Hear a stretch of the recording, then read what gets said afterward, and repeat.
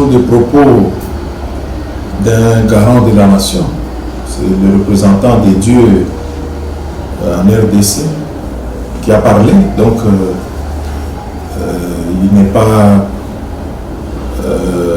permis qu'un autre président vienne l'empêcher, ou un autre opposant qui est allé faire le songi-songi à côté d'un autre président vienne l'empêcher de réfléchir dans son pays, de réfléchir sur ce qu'il doit faire. Donc le président n'a pas les mains liées pour ne pas réfléchir dans son pays sur ce qu'il doit faire pour sa population.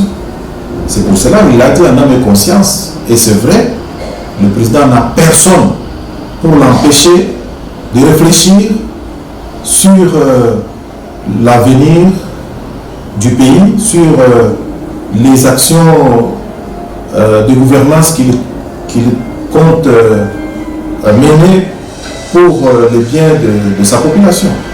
Donc je crois que le chef de l'État a raison et il a notre soutien sur cet aspect des choses. Donc il n'y a rien à commenter là-dessus.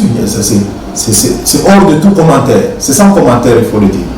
Alors, monsieur, vous ne trouvez pas vraiment que c'est vraiment une forme de dictature, alors que nous appelons un pays démocrate? Qu'est-ce que vous appelez dictature? C'est ça aussi le problème. Qu'est-ce que vous appelez dictature? Donc, c'est-à-dire, un chef de foyer, il ne peut pas parler, il doit garder sa bouche belle, parce qu'il a peur que lorsqu'il va parler à haute voix, les gens vont le traiter de dictateur. Non, mais ça c'est quoi? Moi je pense que les opposants, soi-disant les chefs religieux, entre guillemets, sont en train de dérailler. On ne se joue pas du chef de l'État. Un chef de l'État reste le responsable numéro un, le répondant du pays. Que ce soit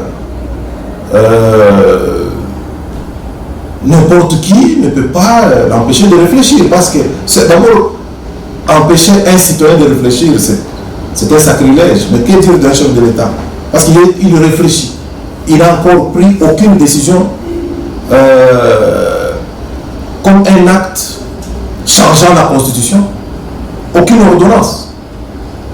Est-ce qu'il y a déjà un acte juridique?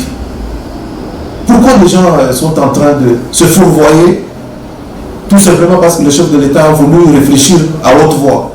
Ça n'a pas de sens.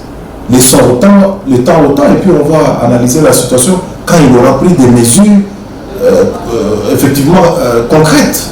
Pour l'instant, vous allez vous opposer à sa réflexion. Ça n'a pas de sens. Ça n'a pas de sens. C'est une opposition vraiment qui n'a pas d'avenir.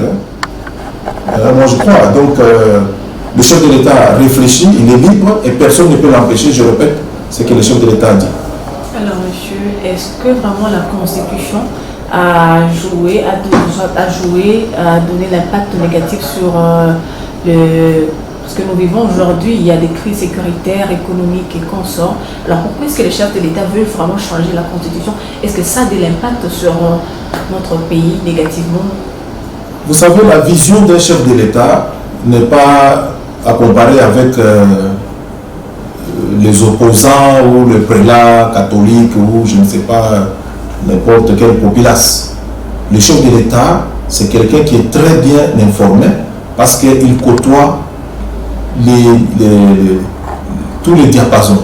Donc, quand il vous dit que cette constitution, il y a des pièges qui tendent à bloquer le décollage du développement de la RDC, il ne faut pas être pressé de le condamner. Il ne faut pas être pressé de le condamner. Parce que la vision d'un opposant, il veut s'opposer à tout. La vision d'un prélat, c'est pour lire la Bible dans une chapelle et consorts. Mais le chef de l'État gère tous les pays. Tous les pays. Donc la RDC dans son immensité, le chef de l'État, il connaît pourquoi il le dit. Donc la moindre des choses, c'est de l'écouter. Parce que cette constitution, d'ailleurs, c'était une initiative des étrangers, qui étaient rédigés par les étrangers, imposés aux Congolais, qui étaient des belligérants, et avec les autres conforteurs de pays voisins, qui étaient des étrangers, qui ont voulu profiter de cet accord de l'Emera qu'avait amené Mouzé Kabila pour trouver un fondement légal afin de se faire transformer en Congolais. C'est pour cela que l'article 10 de la Constitution doit être aussi attaqué. On doit réviser cet article 10. On doit réviser l'article 4 qui parle des minorités. On doit aller vers l'article 51. On doit revoir cela parce qu'il y a l'article 217 qu'a évoqué même le chef de l'État. Bon, il y a beaucoup de tohu-bohu dedans, il y a beaucoup de mbroglio. Il y a de l'imbroglio dans cette constitution. Il faut un coup de balai pour tout simplement concevoir une constitution propre aux Congolais. Et comme les autres pays ont eu le temps eux-mêmes de rédiger leur propre constitution. On ne doit pas interdire cela à la RDC ni à son président Félix Antoine Tshisekedi Tshilombo. On ne doit pas l'interdire. Pourquoi donc à la RDC ou les autres présidents doivent imposer leur avis de considération qu'on doit nécessairement prendre en compte? Pourquoi on n'a pas laissé à Tshisekedi aussi de proposer des constitutions dans d'autres pays?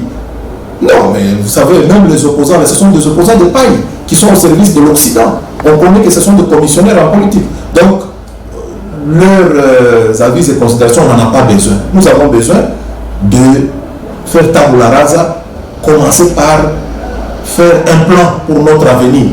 Qui doit nous en empêcher? Personne. Merci beaucoup, monsieur. Merci.